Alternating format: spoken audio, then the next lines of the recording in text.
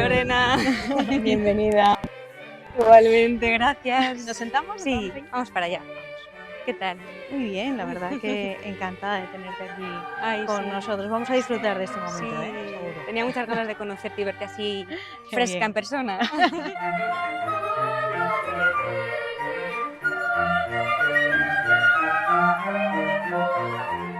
Bienvenida a Somos Educación Trinidad. Muchas gracias. Y en este caso, bienvenido también a Asturias. También. Llanes, Paseo de San Pedro, qué maravilla. Maravilloso, la verdad que sí. Maravilloso. ¿Es la primera vez que vienes a Asturias? No, estuve de jovencita en varias ocasiones y este verano pues ha coincidido que 2 veces, hace un mes y ahora en familia. ¿Y cómo está siendo tu estancia? Muy maravillosa. ¿Te gusta? Maravillosa, estamos disfrutando mucho. Además, te he traído nubes, algunas nubes que vemos por ahí, porque ya quiero empezar con este entremés diciendo algo que mencionas de las nubes de Thich Nhat Hanh. Ah, sí. Coméntanos. Exactamente. Pues sí, es este concepto que él denomina interser y que tiene que ver con que todos somos causa y efecto de todo, que al final estamos todos más relacionados de lo que pensamos, y de ahí también que el concepto este de unidad, ¿no? y de aceptación pues sea algo importante a tener en cuenta en una educación un poquito más consciente. ¿Y las nubes?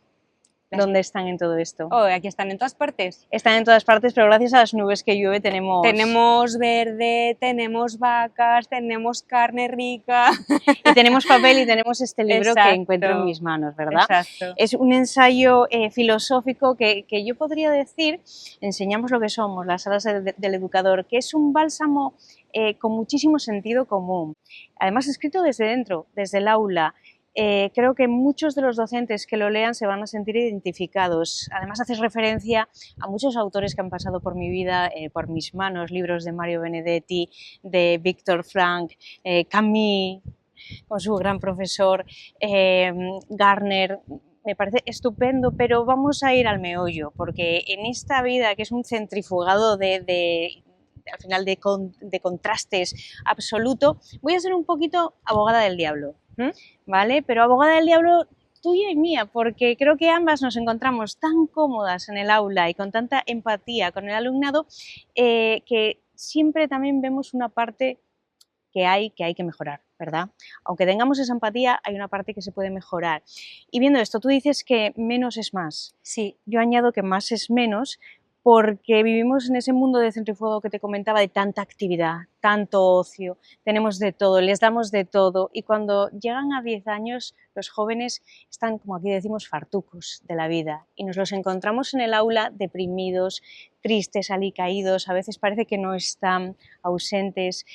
Tú dices que hemos arrinconado la calidad y la lentitud por la cantidad y la aceleración. Y es verdad que al final no sabemos cómo plantear, ¿no?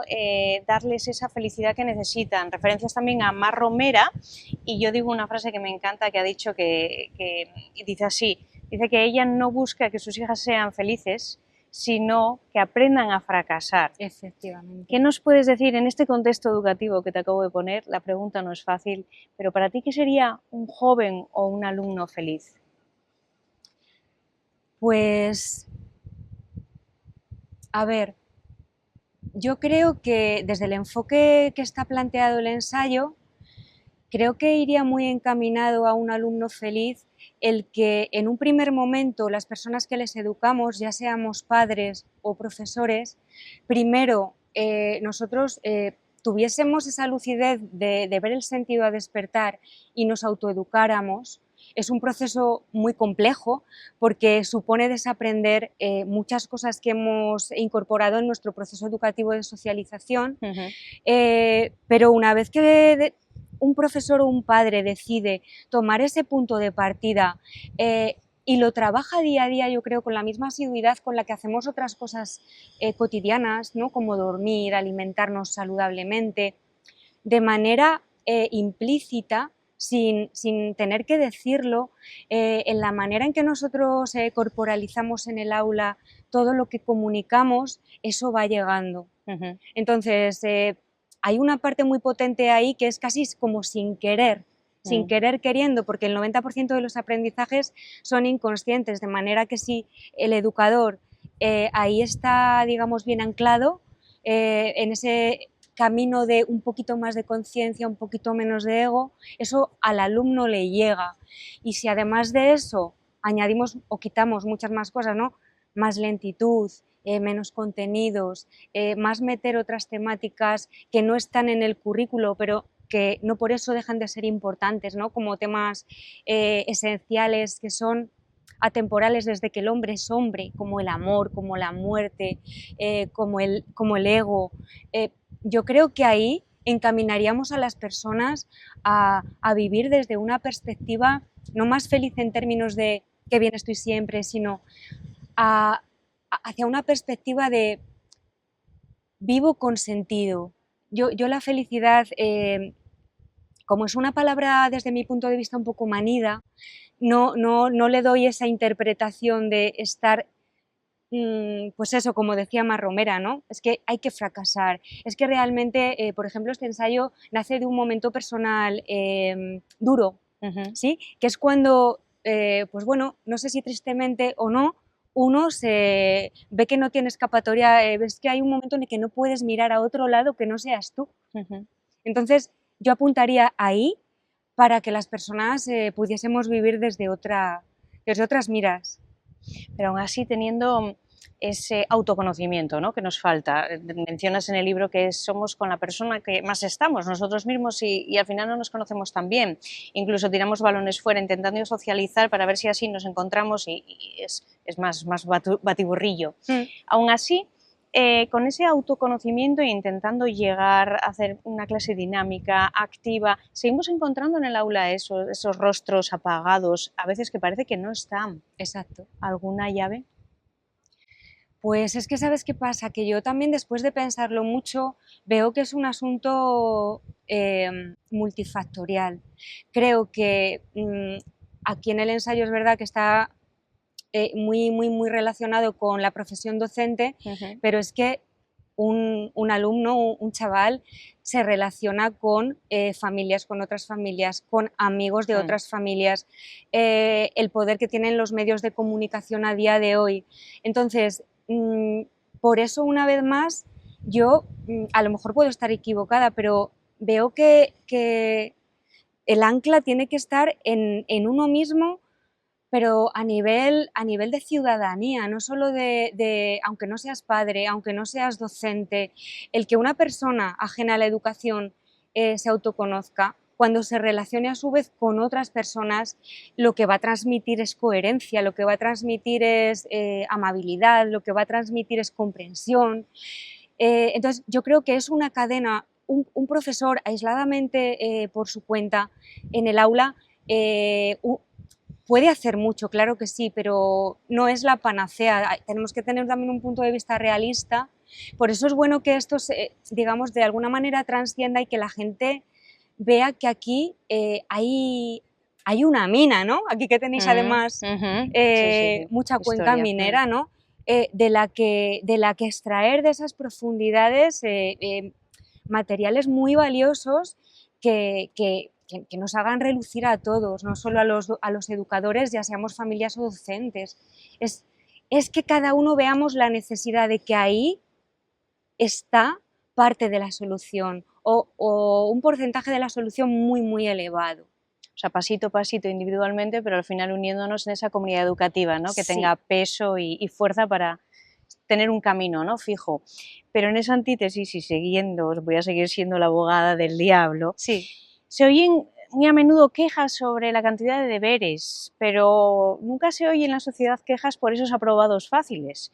Entonces, es verdad que vivimos una sociedad en la que se aplaude muchas veces la ignorancia y no se valora el conocimiento. Entonces, creo que no somos tan exigentes. Ante esto, ¿te ha pasado alguna vez, has tenido sentimientos de cuando te encuentras un alumnado o un alumno o una alumna en clase que se esfuerza, es como algo excepcional o que está en vías de extinción? Sí, totalmente. El esfuerzo como actitud y como valor está en vías de extinción. Y yo creo que ahí deberíamos los docentes hacer un esfuerzo de autocrítica, porque hace poco lo comentaba también en una charla con docentes en México, que salió también este tema, y es que no es solo porque claro, los docentes, las familias, es como que siempre echamos los balones fuera a que los adolescentes, los chavales son vagos, no se esfuerzan, esta generación, esa lectura es muy facilonga, porque realmente yo me pregunto, ¿se esforzarían más si hablásemos de temas significativos para ellos en su día a día que conectaran con nuestras materias? ¿Se esforzarían más si pudieran también encontrar en el aula espacios en los que expresar lo que les inquieta? Que al final son temas, estos temas que comentaba al principio, que son atemporales e inherentes al ser humano porque nos atraviesan a todos, porque a lo mejor un alumno está pasando una mala temporada y está con un problema emocional tan grave que es imposible que se esfuercen y que atienda, porque no lo haríamos ninguno. O sea, nosotros mismos los adultos, si nos paramos a pensar un poco en nosotros, cuando estamos pasando un mal momento emocional, nos cuesta atender, nos cuesta socializar, nos aislamos. Entonces, ¿cómo podemos, yo me pregunto, ¿no? Y me incluyo, ¿cómo podemos ser tan torpes de viendo eso y viviendo eso, no quitar contenido curricular y hacer hueco a algo tan natural y tan accesible a todos como puede ser conversar? Y dejar en el camino contenidos? Claro que sí, porque esos contenidos no se van a quedar en el camino si damos acogida a esos otros que en realidad, en esencia y en profundidad, sí que está necesitando el alumnado. Yo esto en el día a día lo pongo en práctica. Está un poquito políticamente incorrecto decirlo, pero yo cuando lo he hecho a mí me ha dado muy buenos resultados, porque el alumno se siente acogido, le reenganchas en atención. Es verdad que no llego a dar tantos contenidos como nos exigen, pero lo menos que das, o lo poco o lo mucho, realmente ahí queda. Es mi visión, que vuelvo a repetir, que esta visión educativa, este ensayo, es algo muy personal mío, fruto de mi vivencia profesional y personal. Pero es que realmente en el aula, cuando se pone en práctica, los alumnos vuelven. Y están ávidos de eso, están ávidos de contarte algo familiar que en realidad les está impidiendo atender, y la atención es la puerta de entrada al conocimiento. ¿Qué conocimiento vamos a poder ofrecer? Primero, sin esa atención por su situación emocional, y segundo, cuando ellos no sienten que a nosotros nos importan. Es que es muy difícil. Nos falta conversar, lo que dices, pero para eso también, cuando vamos pasando por diferentes generaciones, vamos dejando muy atrás esa que nos conecta directamente con ellos, con los jóvenes, ¿no? Dejamos de pensar, de ver como ellos, y para ahí es muy importante esos ojos, ¿no?, de niño, de Tonucci, que comentas también en el libro. Sí. Y para poder entendernos, porque en todo negocio siempre se ve lo que quiere el cliente y lo que busca el empresario, se estudia todo muy bien, hay un estudio de mercado muy bien hecho, pero en educación no se ve, porque no se conoce muy bien a los protagonistas realmente, que son, ¿no?, que son los alumnos, son las familias y los docentes. Entonces creo que hay una carencia de conversación, porque hablando nos conocemos, ¿no? Bien lo decía también con el diálogo Sócrates, que también mencionas. Además, esa falta de exigencia nos lo compartes con la formación profesional dual, cuando dices que al final hay alumnos que salen al mercado con un déficit de conocimiento tremendo teórico-científico, ¿no? Sí. Y es porque se dan más valor a las prácticas que a la teoría. Decía Luis Lizasoain, el profesor de la Universidad del País Vasco, que es como poner monedas falsas en circulación. Efectivamente. ¿Qué opinas de esto? Pues yo es que lo veo totalmente así. Yo desde que empecé en formación profesional ha habido, desde mi punto de vista, un deterioro porque, casa mucho con la sociedad capitalista y globalizadora en la que vivimos, porque claro, cuanto menos contenido y más goloso le pongas al alumno, pues la dual, porque además son prácticas remuneradas mínimamente, el alumno va a tirar por ahí, porque todavía no tiene algunos porque tienen problemas económicos y otros porque tienen todavía un camino ahí de madurez y de poder ver que realmente sin esos conocimientos luego la parte procedimental se queda del todo deficitaria. Entonces yo creo que sí, que el conocimiento Es fundamental, siempre que lo hagas desde un punto de vista comprensivo, no memorístico, porque sí, y sea asociado y significativo, porque si no lo que se va perdiendo pues es eso, luego salen como marionetas, ¿no? Digamos, van a los puestos de trabajo, en este caso escuelas infantiles, y no tienen el criterio teórico-científico para poder a lo mejor tratar con los compañeros, con los niños, porque no han visto etapas de desarrollo que tenían que ver, porque lo que hace la dual cada vez es acortar más los tiempos, entonces tenemos los mismos contenidos en la mitad de tiempo. En la mitad de tiempo se ve la mitad de contenido. Entonces hay cosas que luego se ven con los niños y no relacionan, no saben y las abordan desde la intuición o desde su sentido común. Y es verdad que a veces el sentido común funciona, pero en campos tan delicados como por ejemplo la educación infantil es muy arriesgado. No es igual que trabajar con coches. El daño puede ser mucho más irreversible. El conocimiento es necesario, por supuesto. Pero ahí, por ejemplo, está la antítesis, ¿no? de que se quejan de esos deberes, pero luego la exigencia es mucho menor, la exigencia que les ponemos. En este caso, por ejemplo, con este ejemplo que dices tú de formación profesional. Sí, efectivamente. Tienen que estudiar menos y al final la sociedad tira a estar a gusto en esa ignorancia, porque tiende todo a eso, entonces nadie destaca más que otro. Exacto. Entonces nos sentimos cómodos. Exacto. Si no sabemos no pasa nada, si no hacemos los deberes no pasa nada, si no estudiamos o suspendemos un examen no pasa nada, no hay consecuencias. Que a largo plazo va a haber consecuencias, porque al final el mundo vamos a convertirlo en un mundo mucho más trivial. De plástico, ¿no? Sí, como sí, artificial. Y siempre viendo que sí que en algo, en una nube o una esfera que no es verdad, no es real, hay gente que triunfa y hay gente que vive muy bien, pero realmente al final, ¿quiénes alcanzan eso? Muy pocos. Claro. Además, a base de poco esfuerzo. Exacto. Y eso es el ejemplo que damos. Se está pasando un helicóptero de la Guardia Civil. Gajes del oficio, ¿no? De hacerlo en plena naturaleza. Utilizas términos como la paciencia, el silencio, la soledad, el aburrimiento. Ay, sí. Qué necesarias son todas estas palabras en los jóvenes. Y qué sanadoras, y que sí, y además enlaza con lo que acabas de decir, ¿no? Porque cuando te estaba escuchando ahora se me venía también la expresión esta de que vivimos como en una sociedad como de exhibicionismo, de escaparatismo, al final es como si fueran egos luchando, ¿no? Pero egos luchando en temas muy superficiales. Y todas esas palabras que acabas de mencionar, la paciencia, ¿no? Que yo la llamo también en un juego de palabras la ciencia de la paz, ¿no? Y la lentitud y el silencio nos posicionan o nos ponen en ese punto de partida de aterrizar en nosotros, ¿sí? Y si uno quiere ya, digamos, como adentrarse, se lo permite. Son como factores que te pueden encaminar hacia ese autoconocimiento, cuando ves que ese autoconocimiento te puede llevar a vivir en una verdad y no en el circo este artificial que es en lo que hemos convertido la sociedad. Entonces, yo creo que eso tiene que ser labor de toda la ciudadanía, pero nosotros, los educadores, eso debía ser como... O sea, tendría que ser imperativo.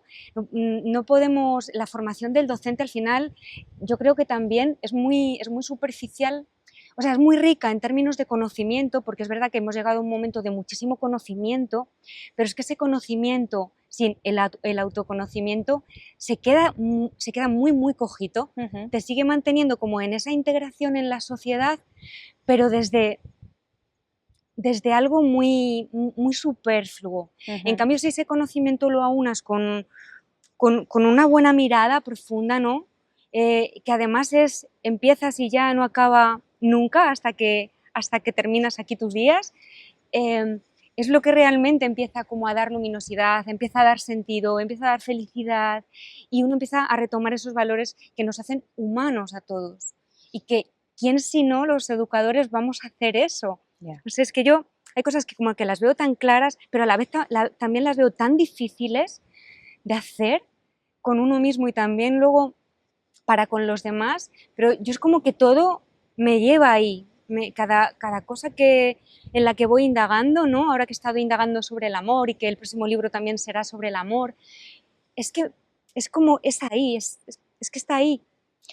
Pero vivimos en un mundo de la inmediatez, entonces es el contraste de esa paciencia, ¿no?, que mencionas. Aunque hay disciplinas como la música que te enseñan que, en mi caso, he aprendido, ¿no?, como experiencia, que es una carrera a largo plazo, es una carrera de fondo, entonces no los resultados no los obtienes en el momento, sino que es poco a poco, poco a poco, poco a poco, que necesaria también es, ¿no?, en la Total, vida de los estudiantes. total. Luego hablaremos también de las enseñanzas artísticas, porque creo Mm, que es muy importante. Dices que educar es comunicar sí, y no puedo estar más en acuerdo. Además, hablando con alumnado en el aula, hablando con jóvenes fuera del aula, todos dicen que efectivamente que a todos les atrapa una persona que sea elocuente, que nos transmita, que nos capte, ¿no?, la atención contando lo que cuenta, y para eso nos tiene que gustar lo que enseñamos. ¿Cuántas veces hay personas que dicen, bueno, no sé qué voy a estudiar, igual hago magisterio? Ahí no hay vocación. Otra de las, al final, de las condicionantes, yo creo que deberían de ser para ser profesor, ¿no? mm, Y también está la inteligencia emocional. Pero no se piden en los procesos selectivos a la hora de ser docente. no. ¿Crees que en el futuro esto se valorará? Yo quiero creer que sí, porque gracias también un poco a las investigaciones estas, yo sí que una de las conclusiones a las que he llegado es que muchas personas aquí y en otros lugares del mundo que están trabajando en esa línea, en Oriente, en Occidente, por ejemplo, un ejemplo muy cercano que yo conozco es la Universidad Autónoma de Madrid, que lleva 30 años investigando sobre lo que ellos llaman pedagogía radical, que tiene que ver con todas aquellas enseñanzas educativas, digamos, que forman las raíces del árbol. Ellos equiparan como que se ve mucho la rama, se ve mucho el tronco, ¿no?, de lo que educamos, pero que si la raíz no es consistente y profunda, no se va a poder llegar a tener buenos frutos. Entonces yo creo que sí, como las escuelas despiertas, y además son movimientos que están ya como rozando y entretejiendo varios países, porque Thich Nhat Hanh era de Vietnam, pero es que ya también está aquí presente en la Universidad de Barcelona, ya hay un máster de formación y cada vez se va extendiendo más y cada vez Con Pilar Laguna. con Pilar Aguilera, Aguilera, sí, eso eso. es, Pilar Aguilera. Entonces yo creo que sí, lo que pasa es que como todo tema educativo y como tú bien decías con la música, es un tema tan lento que hasta que trasciende pasa muchísimo tiempo, ¿no? Pasa como el bambú que se tira años echando raíces y luego crece de repente, pues ojalá nosotros pudiéramos verlo, ¿no? Sí, Pero yo sí, sí, yo sí. confío, si no, no estaríamos aquí hablando Pues de esto, yo creo que sí. para eso estamos, ¿no? Claro. Sí, sí, sí, sí. Hay temas tabús que antiguamente en las familias no se trataban y entonces muchos jóvenes tuvieron que educarse a base de la vida y la experiencia, ¿no? Hoy en día se intentan meter esos temas tabús en la educación, en el aula, pero ya poniéndome como abogada del diablo, me ha tocado como tutora trabajarlos y a veces la respuesta del alumnado, no sé si por falta de madurez, es guasa sobre algunos temas. Vamos a pensar sexualidad, igualdad, y a lo mejor falta de preparación por parte del profesorado, Sí. ¿no?, que nos mandan desde el departamento de orientación ciertos temas que a lo mejor no estás preparado para dar. Hablando de temas tan importantes que se está poniendo sobre la mesa, que deben ser tratados en el aula, ¿cómo crees que pueden ser más efectivos su tratamiento? A mí es que me pasa exactamente lo mismo cuando porque además yo intento naturalizar todo lo que sale, que es, o sea, intentamos acoger todo lo que venga a colación. Y es verdad que nosotros, por ejemplo, en educación infantil tratamos la sexualidad y tratamos un poco, pues lo hablamos de manera como es, tal cual, sin tapujos. Pero sí, a mí me choca mucho que generaciones tan jóvenes se sigan sonrojando o que les incomode o que sonrían o que... pues yo creo que simplemente, aunque no estemos del todo formados y que nos falten recursos, en la medida que cada uno pueda, que lo trate con la mayor naturalidad posible. Porque al final, si ellos ven que tú continuamente lo tratas con esa naturalidad, ellos llega un momento en los que también yo creo que en algún punto pararán de hacerlo. Lo que pasa es que tenemos que ser neutrales porque son temas que están muy politizados.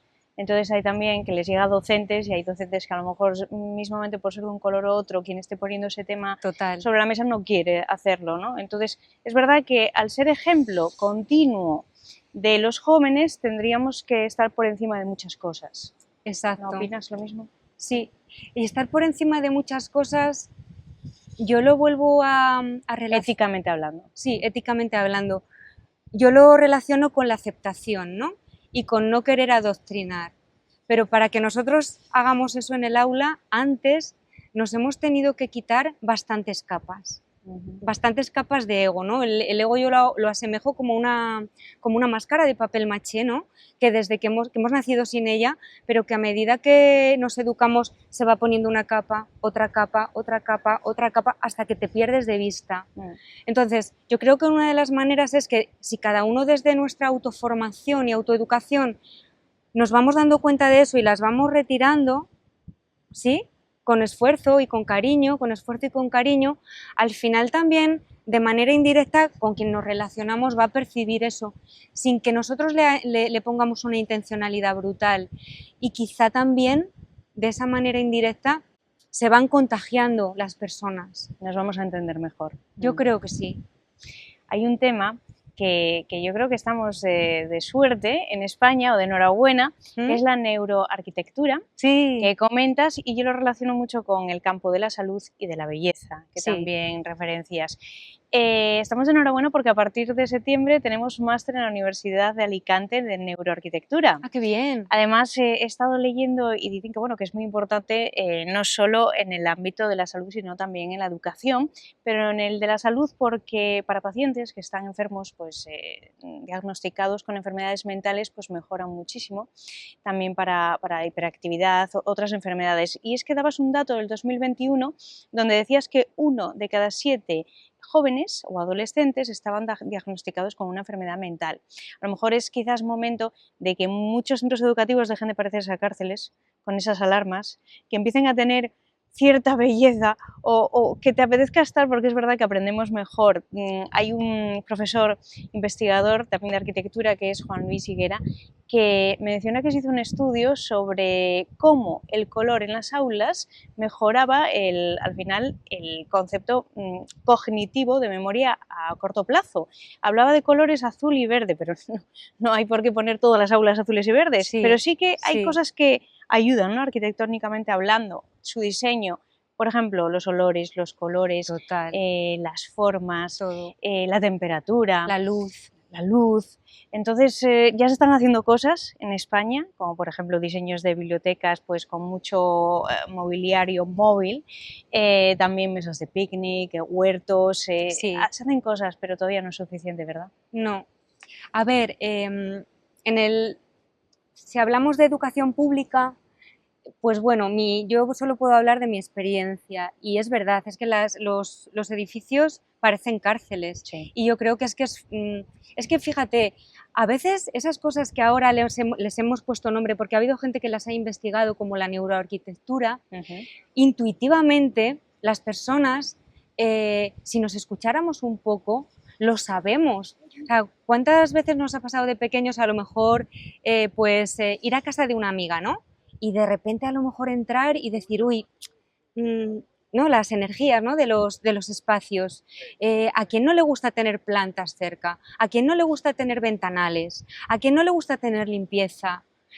¿Cómo puede ser que algo, porque para mí esto es sentido común, que ahora ya hay unos estudios científicos que lo ratifican bien, pero yo muchas veces me pregunto, ¿cómo podemos ser tan torpes? ¿Cómo tenemos nuestras casas? Claro, claro. Es retroceder, yo a veces le digo, ¿no?, a los alumnos, ¿no os parece que cuando vais al centro educativo retrocedéis 40 años en el tiempo? Pero cómo tienen sus casas y cómo ven las aulas, ¿no? Y es verdad, podemos casi que calzar mesas con pantallas, pero no es suficiente. No, tenemos desconchones, tenemos espacios fríos, hostiles. Muy hostiles. Que al final tampoco Muy hostiles. Decían también en estos estudios que habían constatado que pacientes que estaban ingresados, enfermos, necesitaban menos analgésicos aquellos que tenían vistas a la naturaleza un parque, bosque, lo que fuera, aquellos que tenían una pared de ladrillos. Me lo creo. Necesitaba más. Me lo Entonces, creo. a ver, si funcionan las cosas, hay que hacerlas, ¿no? Exacto. Con poco, Poco a con poco. poco se puede hacer, Sí, además, sí. pero sin pausa. es verdad. Exactamente. Y cada centro dentro de sus posibilidades, ¿no? A lo mejor hay centros que lo tienen más fácil porque tienen un edificio recién construido, otros tienen un edificio muy viejo, pero incluso en los que son viejos se pueden poner 1000 detalles y es verdad que apetece estar, apetece. Sí. Sí, no solo ya es el ambiente que genere, ¿no? El docente, el alumnado, sino también lo que nos rodee. Exacto. Este ensayo sacado tan desde dentro, desde el aula, y algo tan vivo como es el aula, no es una pena que se estructure tan fuera de ella. Por ejemplo, hay estudios que constatan que asignaturas artísticas, como antes decía, ¿no? La música, la plástica, educación física, cuando tienen más peso en el currículo, hace que el rendimiento académico también suba. Y aquí se quita, cada vez quitamos más horas. ¿No renta o qué es lo que sucede? Pues yo creo que se nos ha quedado muy grabado a fuego que las enseñanzas artísticas, ¿no? Como tú bien dices, pues la música, la filosofía, la plástica, educación física. Sí, como nos hemos creído tanto, nuestro ego se ha creído tanto, que son materias que no alimentan al sistema, que vamos a ciegas. Por eso es preciso parar y escuchar a los que saben de estas cosas, porque justo son esas materias las que, por ejemplo, conectan más áreas cerebrales a la hora de aprender. ¿Por qué entonces no lo decimos? Porque entonces, incluso aunque no demos música, yo por ejemplo utilizo mucho la música en el aula, al entrar un día, ¿no? Y ves al alumnado que está como alicaído, ¿no? Y de repente empezamos con una canción y ya les has conectado. Y la música es magia. O sea, la música es como un idioma universal, nos conecta a todos. Yo me pregunto lo mismo que tú, no tengo respuesta. Lo único que tenemos que desaprender es esas ideas erróneas que hemos aprendido de esas disciplinas, porque son todo lo contrario. Y además son las disciplinas que tenemos muy recientitas que nos han salvado el alma en la pandemia. Que todo el mundo ha tirado de eso. Ha pintado, ha escuchado música, ha dibujado, ha subido y bajado escaleras para no volverse loco cuando no se podía salir. A nadie le ha dado por hacer algoritmos. Es que simplemente con que nos paráramos un poquito y hiciéramos caso más a lo que llamamos entrañas, intuición. Hemos dejado, sí, yo creo que como mucha credibilidad fuera de nosotros y hay que volver como a retomarla, porque eso lo sabemos todos. Pero claro, para saberlo hay que parar, respirar, tener paciencia y sobre todo voluntad de querer mirar. Pues sí. Pero son muy importantes esas materias. Y para eso se necesita tiempo. Sí. ¿Y qué es el tiempo? No, como decía, era Benedetti. No sé si hacías una referencia hablando del tiempo.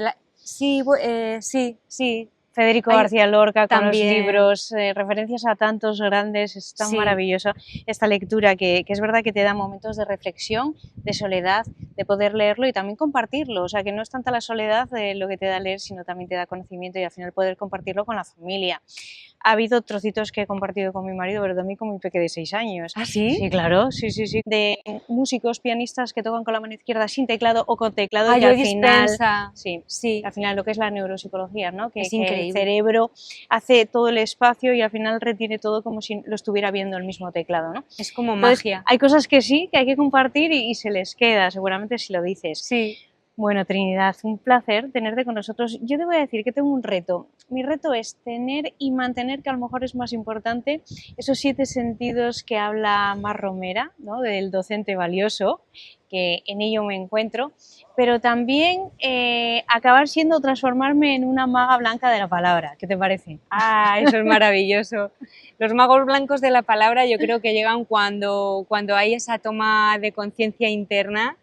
Y yo creo que tú ya la tienes. Oye, pues muchísimas gracias. Vamos, si no, no estarías haciendo la labor que haces ¿no? Interconectando a todas las personas eso es lo más importante. Que amamos la educación de alguna manera. Yo creo que sí, porque si no, no sabrías tampoco interpretar ni leer a todas aquellas personas que entrevistas. Entonces tú ya lo eres una maga blanca. Ay, muchísimas gracias. Porque además viniendo de ti, ese término pues me es muy importante. Total. Es un Pues placer lo de dicho. charlar contigo y bueno, que se repita y seguir en comunicación pues para entre todos ir haciendo cadena y cadena y cadena.